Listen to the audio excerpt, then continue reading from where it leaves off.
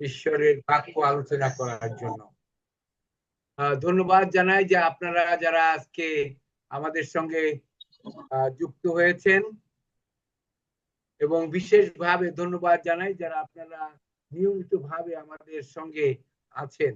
আমরা বিশ্বাস করি যে প্রভু আমাদের আশীর্বাদ করছেন, কারণ শাস্ত্র বলে যে যারা ঈশ্বরের বাক্য শ্রবণ করে তারাও ধন্য, আশীর্বাদ যুক্ত হয়, এবং যারা বাক্য প্রচার করে শ্রবণ করে তারাও আশীর্বাদ যুক্ত হয়। এই পাস্টার দেউরিকে তিনি আমাদের সঙ্গে যুক্ত হয়েছেন এবং আজকে সুন্দর প্রার্থনা করেছেন। আশীর্বাদ করুন যেন ঈশ্বর তার মাধ্যমে, তার পরিচর্যার মাধ্যমে তার মণ্ডলীর, তার রাজ্যের বিস্তার ঘটান। তিনি এই বৃদ্ধ বয়সে অনেক নানা রকম শারীরিক প্রতিকূলতার মধ্যেও ঈশ্বরের বাক্য প্রচারের জন্য অত্যন্ত একজন বলিষ্ঠ। ঈশ্বর তাকে আরো আশীর্বাদ করুন। ভাই রবিনসন একটাকেও ধন্যবাদ দেই যে সে সুন্দর গান করেছে, গান করতে ভালোবাসে সেই ছাত্র বেলা থেকেই, এবং প্রভু তাকে ব্যবহার করছেন, এই জন্য ঈশ্বরের কাছে আমরা কৃতজ্ঞতা জানাই। আমরা পবিত্র বাইবেলের শেষের যে পুস্তক যীশু খ্রিস্টের প্রকাশিত বাক্য পর্যালোচনা করছি। ঈশ্বরের বাক্য খোলার পূর্বে আসুন আমরা আরেকটি বার ঈশ্বরের কাছে সমর্পিত হই। আমাদের পরম করুণাময় স্বর্গীয় পিতা প্রভু, আপনার পবিত্র নামে ধন্যবাদ করি, গৌরব করি, কারণ আপনি আমাদের কাছে প্রকাশিত বাক্যের মাধ্যমে প্রত্যাশা এবং জীবনের নূতন আশা এবং ভবিষ্যৎ সম্পর্কে নিশ্চয়তা দান করেছেন। প্রভু, আমরা এই সময় আপনার পবিত্র বাক্য আলোচনা করব। আমাদের মানবিক জ্ঞানে, বুদ্ধিতে আপনার বাক্য বোঝা অসাধ্য। তাই এই সময় আপনার সেই পবিত্র আত্মার শক্তি আমরা যাচনা করি। আপনি আমাদের হৃদয় দ্বার খুলে দেন, আমাদের মনের চিন্তা ভাবনা আপনার উপর সমর্পণ করার জন্য শক্তি দান করুন, পবিত্র আত্মার বর্ষণ দান করুন, যেন আপনার বাক্য আমরা বুঝতে পারি। এই প্রার্থনা যাচনা করি আমাদের ত্রাণকর্তা প্রভু খ্রিস্টের নামে, দয়া করে শ্রবণ ও গ্রাহ্য করুন। আমেন।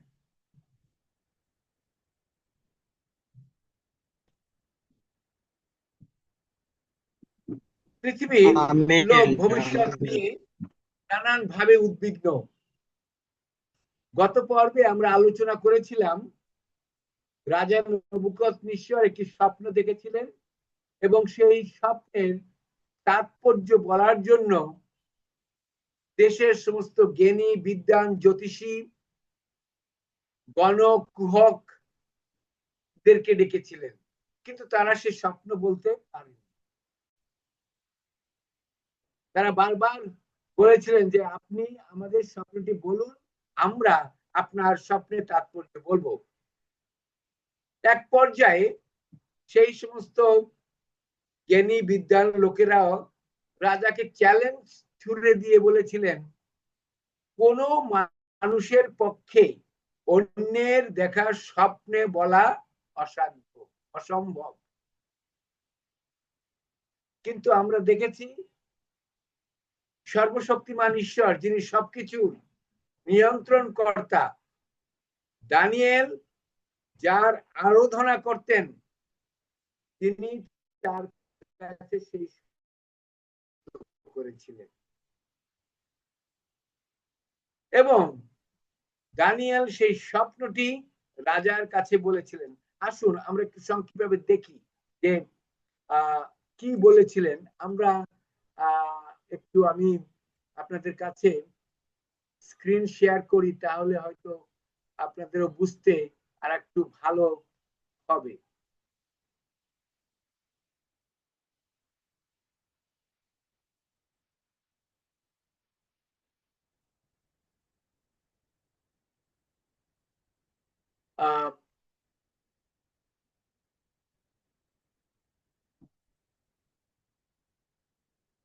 দানিয়েল রাজার কাছে ব্যাখ্যা করে বলেছিলেন যে যে স্বপ্নটি আপনি দেখেছেন সেই স্বপ্নটি আমি একটু ইয়ে করি আমার পাশে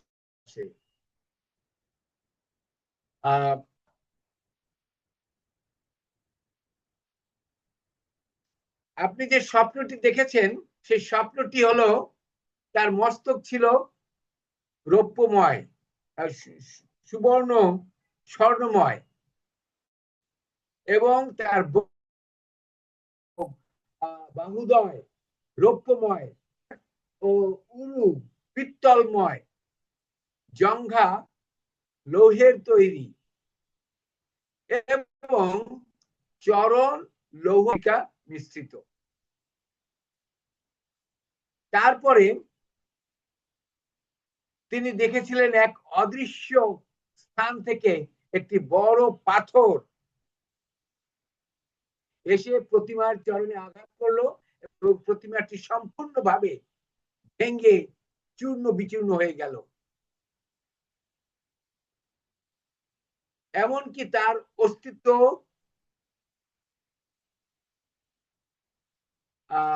সেই তুষের ন্যায়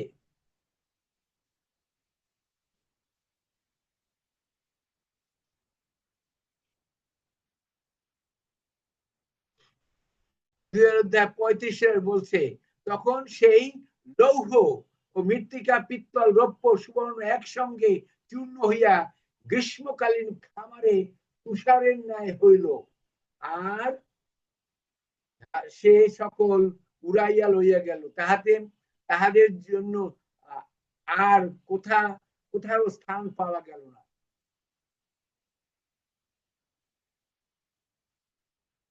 সে প্রস্তরখানি ওই প্রতিমাকে আঘাত করিয়াছিল, তাহা বাড়িয়া মহাপর্বত হইয়া উঠিল এবং সমগ্র পৃথিবী চূর্ণ পূর্ণ করিল।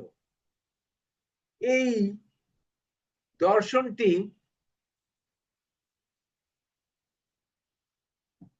রাজা নবুখদ্নেছর দেখেছিলেন এবং হুবাহুব একই স্বপ্ন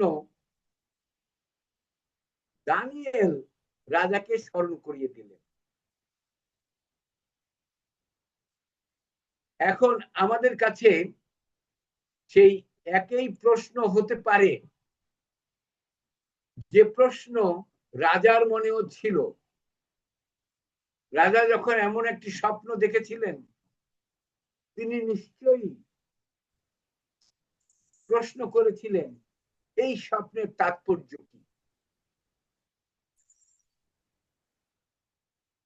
যেমন আমরাও এখন হয়তো অনেকের কাছে একই প্রশ্ন, এই একটা স্বপ্ন তো স্বপ্ন, এর তাৎপর্য কি হতে পারে? স্বপ্ন তো মানুষ অনেক কারণে দেখে, কিন্তু শাস্ত্র আমাদের বলে যে ঈশ্বর তার পরিকল্পনা ব্যক্ত করার জন্য তার মনোনীত ব্যক্তিদের মাধ্যমে, তার ভাববাদীদের মাধ্যমে তিনি স্বপ্নের মাধ্যমে বার্তা দিয়েছেন। এবং আমরা যদি দেখি, দানিয়েল শুধু সেই স্বপ্নটি বলেনি, কিন্তু তারপরে দানিয়েল সেই স্বপ্নের তাৎপর্য বলতে শুরু করেন। আসুন আমরা পাঠ করি দানিয়েল 2:36 পদ। সেখানে কি বলছে? দানিয়েল, স্বপ্নটি এই, এখন আমরা মহারাজের সাক্ষাতে ইহার তাৎপর্য জ্ঞাত করি। আমরা এখানে একটু লক্ষ্য করব বিশেষভাবে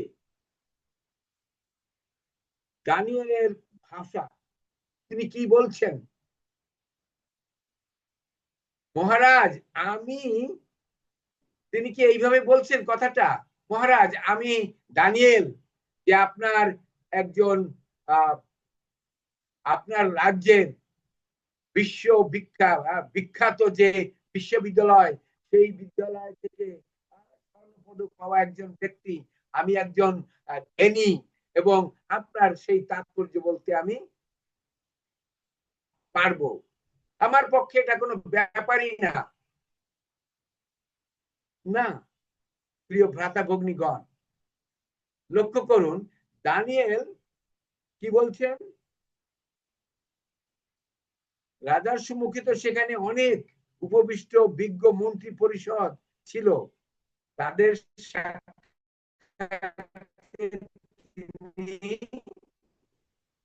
নিজেকে জাহির করে, তার বুদ্ধি এবং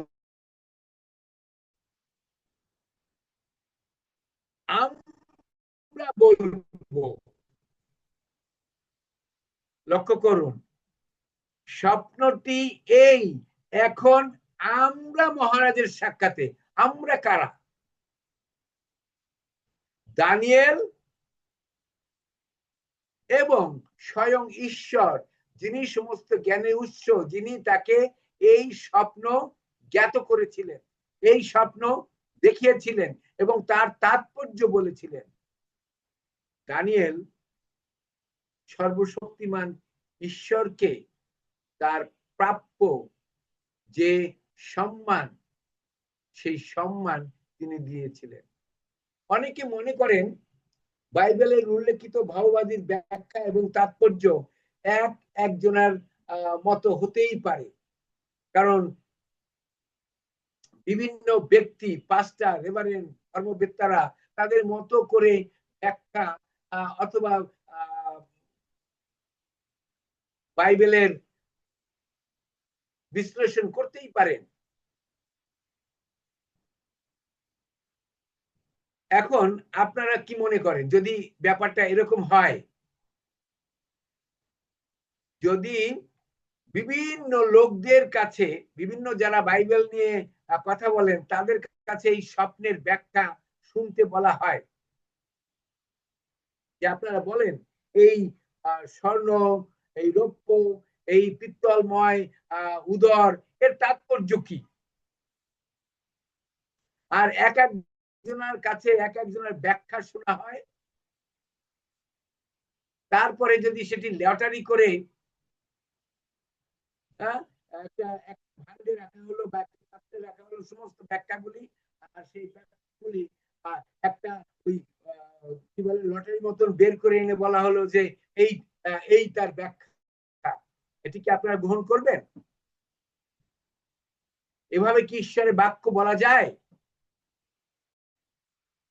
শাস্ত্র আমাদের কাছে কি বলে দেখুন, দ্বিতীয় পিতর 1:20, শাস্ত্রীয় কোন ভাববাণী বক্তার নিজ ব্যাখ্যার বিষয় নয়। শাস্ত্রীয় কোন ভাববাণী বক্তার নিজ ব্যাখ্যার বিষয় নয়। ঈশ্বর যিনি আমাদের কাছে ভাববাণী প্রেরণ করেন, তিনি ভাববাণী সম্পর্কে জ্ঞাত আছেন এবং স্বয়ং তিনি আমাদের ভাববাণীর ব্যাখ্যা তাৎপর্য ব্যক্ত করতে সমর্থ। অতএব প্রতিটি ভাববাণী যা ঈশ্বর আমাদের শাস্ত্রের মাধ্যমে জ্ঞাত করেছেন, সেই সমস্ত ভাববাণীর রহস্য তিনি তার পবিত্র শাস্ত্রের মাধ্যমেই প্রকাশ করেছেন। তাই আমাদের নিশ্চিত হওয়া প্রয়োজন যে প্রতিটি ভাববাণী যা ঈশ্বর আমাদের শাস্ত্রের মাধ্যমে অবহিত করেছেন, সে সমস্ত ভাববাণীর রহস্য তিনি তার পবিত্র শাস্ত্রের মাধ্যমেই প্রকাশ করেছেন। আর সেজন্য দানিয়েল রাজার সম্মুখে বলেন কি স্বপ্নটি এই, এখন আমরা মহারাজের সাক্ষাতে ইহার তাৎপর্য জ্ঞাত করি। অর্থাৎ দানিয়েল ঈশ্বরের পরিচালনায় স্বপ্নের অর্থ বলতে শুরু করেছিলেন। তিনি তার নিজ বিজ্ঞতায়, নিজ জ্ঞানের, নিজ পাণ্ডিত্যের পরিচয় সেখানে দেননি। দানিয়েল, আসুন আমরা সেই ব্যাখ্যা এখন শুনি। দানিয়েল 2 অধ্যায় 37 এবং 38 পদ। হে মহারাজ, আপনি রাজাধিরাজ, স্বর্গের ঈশ্বর, আপন রাজ্যমতা, পরাক্রম ও মহিমা দিয়াছেন, আর আপনি সেই স্বর্ণময় মস্তক। কি বলছেন? হে মহারাজ, আপনি রাজাধিরাজ, অর্থাৎ তখন এই পৃথিবী বাবিল রাজ রাজত্ব করত। সবচেয়ে থেকে ক্ষমতাধর সম্রাট ছিলেন বাবিলের শাসনকর্তা, এবং তাকে বলা হলো বাবিল রাজ হলো কি স্বর্ণময় মস্তক। যে প্রতিমাটি দেখা হয়েছিল তার স্বর্ণময়, এবং বাবিল রাজ্যকে স্বর্ণময় বলা হয় এই জন্য এটি অত্যন্ত সঙ্গত কারণ আছে। এতে কোনো প্রকার সন্দেহ নাই যে রাজা নবুকদনেছর সেই স্বর্ণময় মস্তক আপনি বাবিলের রাজার স্বরূপ এবং স্বপ্নের স্বর্ণময় মস্তকের প্রতিনিধিত্ব করেন। স্বর্ণ বাবিল রাজ্যের প্রতিনিধিত্ব অত্যন্ত যুক্তিসঙ্গত, কারণ আমরা যদি ইতিহাস পর্যালোচনা করি আমরা দেখব 605 থেকে 539 খ্রিস্টপূর্বাব্দ পর্যন্ত বাবিল সাম্রাজ্য এই পৃথিবীকে শাসন করেছে 66 বৎসর, এবং স্বর্ণ ছিল বাবিল সাম্রাজ্যের প্রতীক। স্বর্ণ বাবিল রাজ্যে অতি সাধারণ বস্তু রূপে ব্যবহার করা হতো।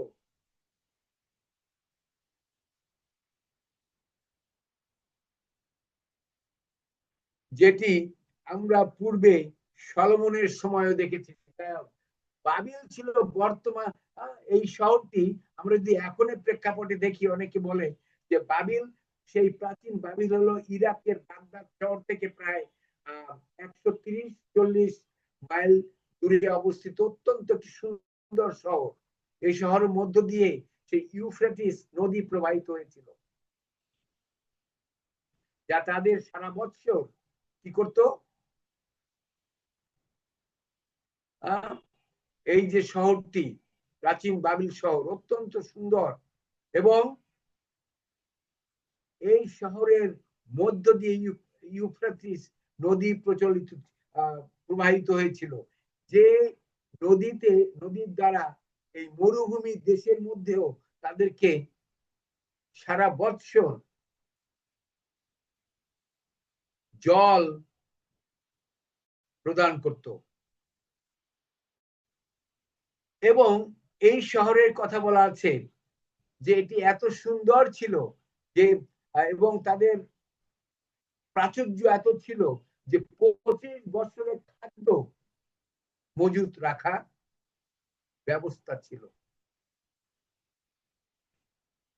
পরবর্তীতে মিদীয় পার্সিয়ান বা মাদীয় পারসিক সৈন্যরা যখন বাবিল রাজ আক্রমণ করে এবং শহরের প্রাচীরে চারিপাশে শিবির স্থাপন করে, তখন সেই বাবিলের প্রাচীরের উপরে একজন সৈন্য দাঁড়িয়ে সেই মাদীয় পারসিক সৈন্যদের উপহাস করে বলেছিল, তোমরা নগরের বাইরে থাকো, আমাদের কমপক্ষে 20 বছরের খাবার আছে।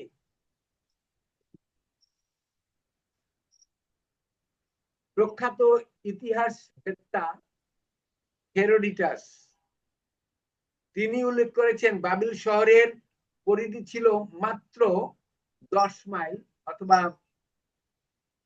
16 কিলোমিটার। ঐতিহ্যগতভাবে এটি সেই রোম অথবা এথেন্স রাজ্য শহর থেকেও ছোট। রোমের পরিধি মাত্র 6 মাইল, 9.5 কিলোমিটার। এথেন্স মাত্র 4 মাইল, 6.4 কিলোমিটার। সান্দায়িক এবং কোনো সন্দেহ নেই বাবিল ছিল একটি সমৃদ্ধ বিস্ময়কারী শহর, আশ্চর্য নগরী। এখানে ঝুলন্ত উদ্যান ছিল, যে উদ্যানটি রাজা নবুকদনেছর তার প্রিয়তমা লেবাননীয় স্ত্রীর জন্য তৈরি করেছিলেন। বাবিলের স্বর্ণের ব্যবহার ছিল অপরিমিত। একটি উদাহরণের মাধ্যমে আপনাদেরকে বোঝানোর চেষ্টা করব। স্বপ্ন আর স্বর্ণ তাদের কাছে এত সাধারণ বস্তু ছিল যা প্রমাণিত হয় মার্ডুক দেবতার প্রতিমূর্তির মাধ্যমে। বাবিলীয়দের প্রায় 13 জনেরও অধিক দেবতা ছিল এবং তাদের মধ্যে সবচেয়ে থেকে যে প্রধান দেবতা ছিল তার নাম ছিল মার্ডুক। এই মার্ডুক দেবতার জন্য যে মন্দিরটি নির্মাণ করা হয়েছিল তার উচ্চতা ছিল 300 ফিট, 300 ফুট, অর্থাৎ বর্তমানে 30 তলা দালানের সমান। এবং মার্ডুক দেবতা ছিল সম্পূর্ণ সুবর্ণ স্বর্ণের দ্বারা নির্মিত। মন্দিরের মধ্যে যে মার্ডুকের জন্য যে সিংহাসনটি তৈরি করা হয়েছিল এটি তৈরি করা হয়েছিল 18 টন স্বর্ণ ব্যবহার করে। স্বর্ণময় দেবতা স্বর্ণময় আসনে উপবিষ্ট এবং সেই দেবতার চারিপাশে যত টেবিল আসবাবপত্র ছিল সম্পূর্ণ মন্দির ব্যাপী স্বর্ণের ব্যবহার ছিল অপরিমিত। অতএব বাবিল রাজ্যকে স্বর্ণের সঙ্গে তুলনা করা অবশ্যই ন্যায়সঙ্গত হয়েছিল। কিন্তু রাজা নবুকদনেছর চেয়েছিলেন তার স্বপ্নের প্রতিমাটি হোক সম্পূর্ণ স্বর্ণের।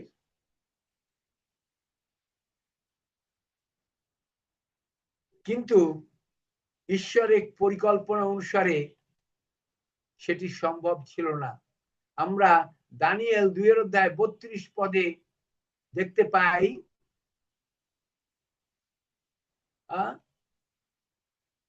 তার পরিবর্তন। রাজা এখানে স্ক্রিনে আপনারা দেখতে পাচ্ছেন রাজা নবুকদনেছরের বাসনা ছিল স্বপ্নের প্রতিমাটি হোক সম্পূর্ণ স্বর্ণময় ও চিরস্থায়ী। মনুষ্যের বাসনা মনুষ্যের চিন্তা এক নয়। আর এই পরিকল্পনা থেকেই আমরা পরবর্তীতে জানি সে একটি স্বর্ণময় মন্দির তৈরি, স্বর্ণময় সেই প্রতিমা তৈরি করেছিল এবং বলেছিল যেন প্রত্যেকে সেই প্রতিমার ভজনা করে, প্রতিমার কাছে প্রণিপাত করে। কিন্তু দানিয়েল এবং তার বন্ধুরা সেই দেবতার কাছে নত স্বীকার করেনি। ঈশ্বরের পরিকল্পনা ভিন্ন। সুবর্ণের পরে দানিয়েল 2:32 বলে তার বক্ষ ও বাহু রৌপ্যময়। আমরা লক্ষ্য করি যে এখানে প্রথমে স্বর্ণ এবং পরে রৌপ্য, অর্থাৎ ক্রমান্বয়ে এখানে সেই যে ধাতু যে দ্রব্য যে ছিল এগুলির মূল্য হ্রাস পেয়েছিল, অবক্ষয় হয়েছিল। প্রথমে স্বর্ণ, তারপর রৌপ্য, যা স্বর্ণের চেয়ে কম মূল্যবান, এবং তারপরে আমরা দেখেছি পিতলের, রৌপ্যের পরে পিতল, যা রৌপ্যর থেকে কম মূল্যবান, পিতল থেকে লোহার মূল্য আরো কম। এভাবে একের পর এক তাদের মূল্যায়ন বা অবক্ষয় হয়েছিল, এবং সর্বশেষ সে পা ছিল মাটি।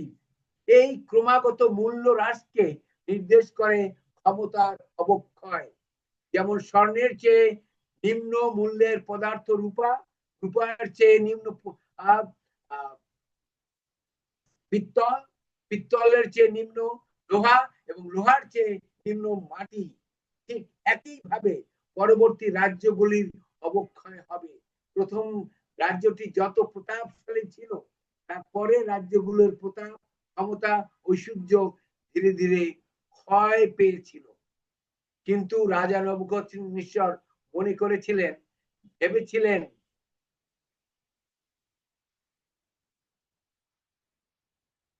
যে না, তার রাজ্য হবে চিরস্থায়ী।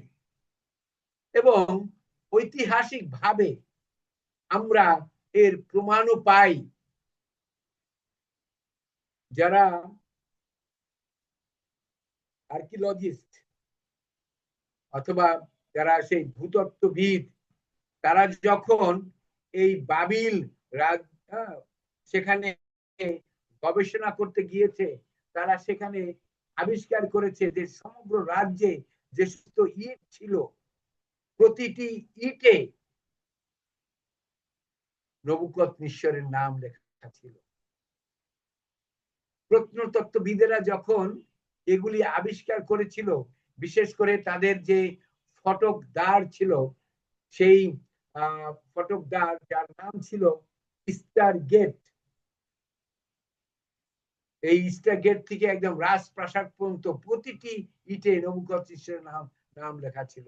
লক্ষ লক্ষ ইট সেখানে ব্যবহার হয়েছিল, এবং সেখানে এমন একটা সাইনবোর্ড লেখা ছিল এরকম, প্রিয় বাবিল, আমার চোখের মণি, তুমি চিরস্থায়ী হও। বাবিল রাজের স্বপ্ন ছিল তার রাজ্য হবে চিরস্থায়ী, অটল। কিন্তু ঈশ্বরের পরিকল্পনা অনুসারে তারপরে আরেকটি রাজ্যের উত্থান হয়েছিল। দানিয়েল পুস্তকের 5 অধ্যায় আমরা যদি পাঠ করি, সেখানে দেখতে পাই যে বাবিল রাজ্যের পতন কিভাবে হয়েছিল। নবুকদনেস্বরের পর তার পৌত্র বেলশস্সর যখন রাজা ছিলেন, একদিন তিনি এক মহাভোজের আয়োজন করেছিলেন। আর সেই মহাভোজে তিনি আদেশ করলেন যেন জেরুসালেম থেকে যে সমস্ত জেরুসালেমের মন্দিরে যে সমস্ত স্বর্ণময় পাত্র ছিল, পবিত্র পাত্র ছিল, সেগুলি তারা হরণ করে নিয়ে গিয়েছিল, সেগুলিকে মদ্যপান করার জন্য আনতে আদেশ দেওয়া হয়েছিল। সকলে যখন আনন্দে মশগুল, হঠাৎ রাজার দৃষ্টি আকর্ষিত হলো, এবং তিনি যা দেখতে পেলেন তা দেখে তার হাত পা কাটা দিয়ে পড়লো, এবং তিনি ভীত হলেন, কারণ তিনি দেখেছিলেন কোনো হাত নেই, কিছু নেই। সে দেওয়ালে একটি লেখা, আসুন আমরা পাঠ করি তিনি সেই দেয়ালে কি লিখেছিলেন এবং কিভাবে ঈশ্বর তার কাছে তার পরিকল্পনা ব্যক্ত করেছিলেন। দানিয়েল 5 অধ্যায় 25 থেকে 28 পদ। লিখিত বাক্যটি এই, মিনে মিনে তকেল উপারিসীন, গণিত গণিত তুলাতে পরিমিত ও খণ্ডিত, ইহার তাৎপর্য এই, গণিত ঈশ্বর আপনার রাজ্যের গণনা করিয়াছেন, তাহা শেষ করিয়াছেন। আমি সংক্ষেপে বলি, কারণ একটি এর ঐতিহাসিক প্রেক্ষাপটও আছে। এই স্বপ্নটি যখন তিনি এই লেখাটি তখন দেখেন, এটি এমন একটি ভাষায় ছিল, এমন তারা পড়তে পারছিল, কিন্তু এর তাৎপর্য কিছুই বুঝতে পারছিল না। তখন লোকদেরকে ডাকা হলো, তারাও বলতে পারে না। শেষ পর্যন্ত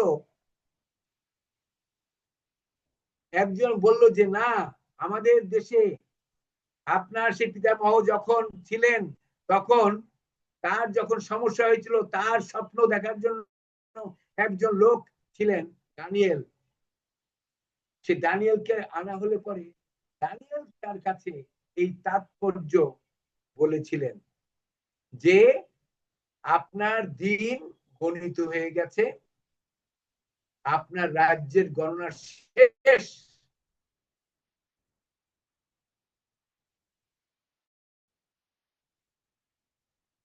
এই লেখা রাত্রে তারা আনন্দ ফুর্তি করছিল, এবং এই লেখাটি ঈশ্বর সাইরাসের কাছে দিয়েছিল। সেই রাত্রেই বাবিল রাজ্যের পতন হয়, এবং এই পতনটি সেটিও ঈশ্বর আরো 150 বছর পূর্বে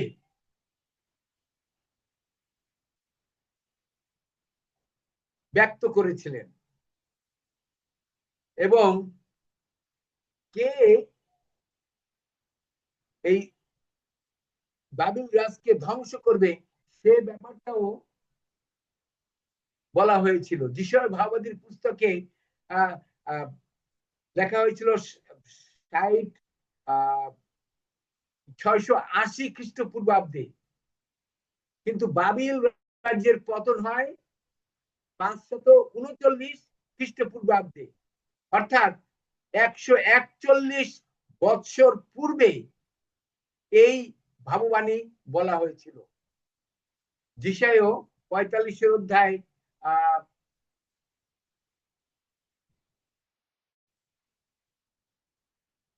1 পদ, সদাপ্রভু আপন অভিষিক্ত ব্যক্তি কোরশের বিষয় এই কথা কহেন, আমি তাহার দক্ষিণ হস্ত ধরিয়াছি, আমি তাহার সম্মুখে নানা জাতিকে পরাভূত করিব। 150 বছর পূর্বে যিশায় ভাববাদীর মাধ্যমে ঈশ্বর ব্যক্ত করেছিলেন যে এই বাবিল রাজের তার মাধ্যমে ধ্বংসপ্রাপ্ত হবে। অর্থাৎ এখানে আমরা দেখতে পাই যে ঈশ্বর তিনি অবগত আছেন, তিনি জানেন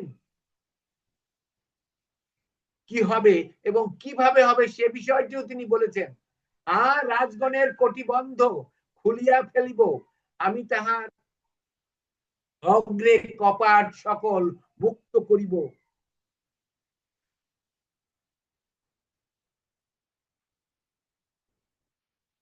আর পুরুদ্বার সকল বদ্ধ থাকিবে না। আপনারা যদি এই বাবিলের কিভাবে পতন হয়েছিল, যেভাবে ঈশ্বর ভাববাদী বলেছিলেন যে কবাট সকল মুক্ত হয়ে গিয়েছিল, সেগুলি বন্ধ ছিল, যেমন করে বাবিল রাজ্যটি চারিপাশ দ্বারা সুপরিকল্পিত ভাবে প্রাচীর বেষ্টিত ছিল,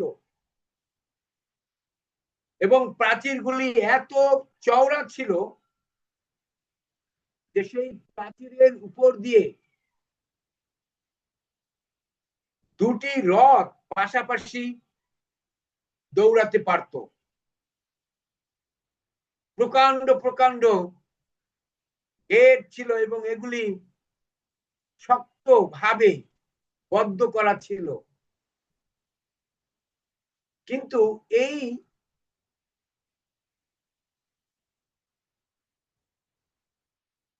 পারসিক রাজা কোরস তিনি কি করলেন? তিনি বাবিলকে দখল করার জন্য সেই বাবিলের মধ্য দিয়ে যে নদী প্রবাহিত হয়েছিল সেই নদীর উপর থেকে যে জলের প্রবাহ ছিল সেই জল বন্ধ করে দেওয়া হয়েছিল এবং নদী যখন শুকিয়ে যায় তারা কি করে সেই শুকনা নদীর ভিতর দিয়ে নগরে প্রবেশ করে এবং সেই নগরটিকে এক রাতের মধ্যে তারা আক্রমণ করে বাবিল রাজার পতন ঘটায়।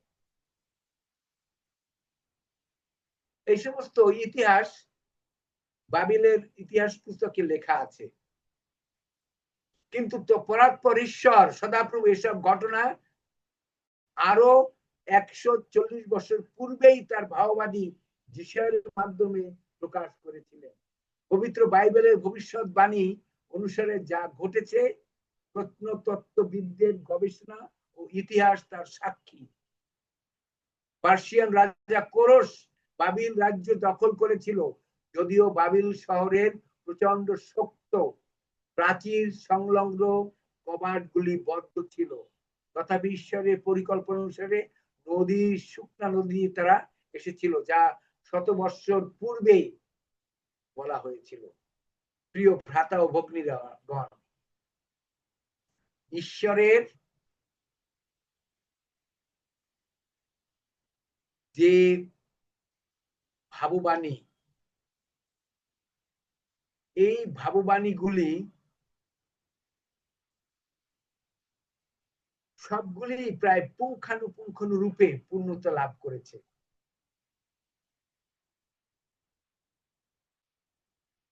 যেন আমরা যখন এই ভাববাণী পাঠ করি তখন আমাদের বুঝতে কোনো অসুবিধা না হয়। ইসরায়েল জাতিকে বাবিলের ক্ষমতা তাদেরকে বন্দী করে নিয়ে যাওয়া হয়েছিল। জিরোমীয় ভাববাদী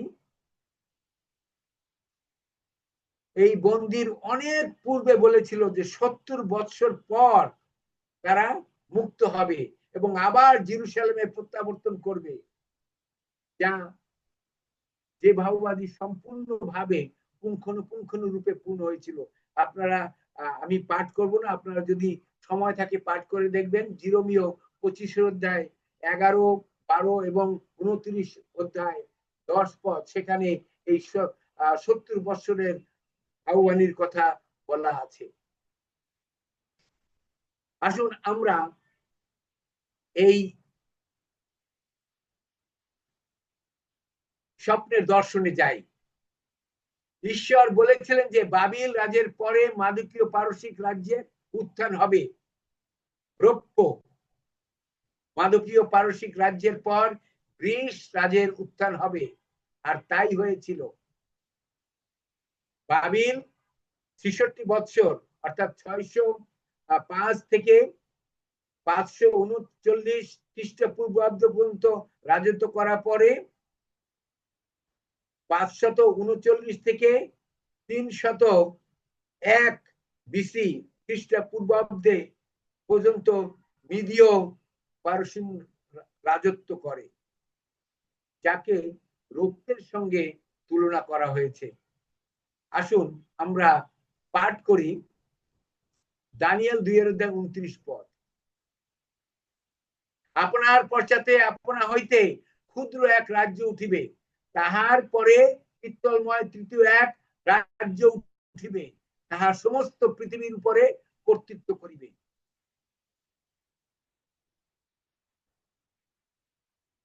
এবং এই মিদীয় পার্সিয়ানের পরে আসলো কোন রাজ্য? পিত্তলময়, যে রাজ্যকে প্রতিনিধিত্ব করে গ্রিস সাম্রাজ্য 331 থেকে 168 খ্রিস্টাব্দ পর্যন্ত রাজত্ব করেছিল, যেটি আমরা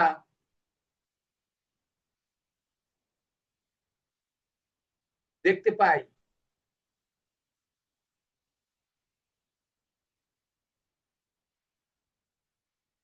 এবং তারপরে আমি সংক্ষিপ্তভাবে যাব, কারণ আমাদের হয়তো জুম বন্ধ হয়ে যেতে পারে।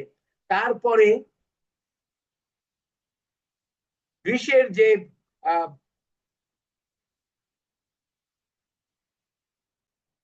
রাজত্ব আসে সেটা হলো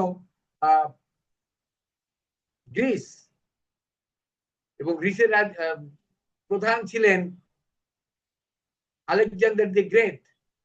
দানিয়েল 2:40 কি বলে দেখুন, আর চতুর্থ রাজ্য লৌহবৎ দৃঢ় হইবে, কারণ লৌহ যেমন সমস্ত দ্রব্য চূর্ণ করে ও পাড়িয়া ফেলে, লৌহ যেমন এই সকল চূর্ণ করে, তদ্রূপ সেই রাজ্য সকলেই ভাঙিয়া চূর্ণ করিবে। অর্থাৎ আমরা যদি দেখি যে চতুর্থ যে রাজ্য, সেই রাজ্যটি ছিল অত্যন্ত কঠোর, লৌহময়, পরে একদম লৌহের মতন শক্ত। স্বর্ণ যদিও মূল্যবান কিন্তু এত শক্ত না।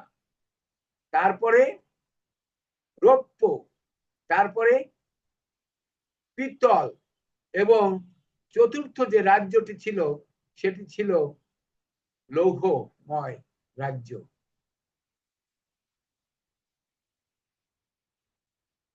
এবং এই লৌহময় রাজ্যের যে প্রতীক সেটি হলো রোমীয় রাজ্য। যে রাজ্যটি ছিল বিশাল, এর বিস্তার ছিল অনেক বড়। ইউরোপ থেকে এশিয়া এবং আফ্রিকার অনেক দেশ রোমীয় সাম্রাজ্য। এবং এই রোমীয় সাম্রাজ্যের বিষয়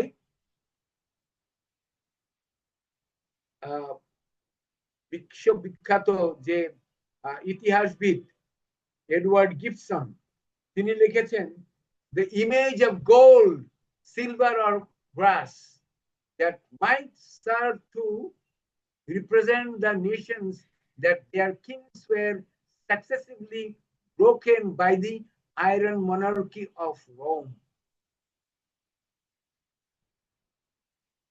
এই ইতিহাস বেত্তা তিনিও সেই দানিয়েল যেভাবে বলেছেন ঠিক একইভাবে বলছেন, স্বর্ণ, রৌপ্য অথবা পিত্তল রাজ্য তাহাদের রাজন্যগণের প্রতিনিধিত্ব করতেই পারে, তবে লৌহময় রোমীয় রাজত্বের আঘাতে সেগুলি ক্রমান্বয়ে ভেঙে চূর্ণ বিচূর্ণ হয়েছে। এবং আমরা যদি সেই গ্রিসের ইতিহাস দেখি, যে ঠিক রোম সাম্রাজ্য যখন রাজত্ব করেছিল তখন সমস্ত পৃথিবীর যত ঐতিহ্য ছিল, যত স্বপ্ন ছিল, যত ক্ষমতা ছিল, সবগুলিকে ভেঙে তারা একদম শক্ত হাতে রাজত্ব করেছে, পৃথিবীর এক প্রান্ত থেকে এই প্রান্তে পর্যন্ত। এবং যার প্রভাব বর্তমানে আমাদের দেশেও আছে। যে সমস্ত সিভিল রুল আমরা দেখি, এগুলি কিন্তু বেশিরভাগ এই রোমানদের সৃষ্ট। এবং এই রোমীয় ক্ষমতার সময় যীশু খ্রিস্ট তিনি জন্মগ্রহণ করেছিলেন। এই রোমীয় ক্ষমতার সময় আইন জারি করা হয়েছিল যেন সমস্ত সেই সমরিয়াতে এবং জিহুদিয়ায় সব নাম লেখাতে যাওয়া হয় এবং দানিয়েল এবং যোসেফ তারা সেই বেথলেহেমে গিয়েছিলেন এবং বেথলেহেমের জাবপাত্রে প্রভু যীশু খ্রিস্ট জন্মগ্রহণ করেছিলেন। এই রোমিওদের সময় যিশু লোকদের কাছে প্রচার করেছিলেন। তিনি বর্তিময়কে চোখ দান করেছিলেন। এই রোমিওদের সময় শাসনকালে প্রহসনমূলক বিচারের মাধ্যমে যিশুকে দোষী সাব্যস্ত করে ক্রুশবিদ্ধ করা হয়েছিল।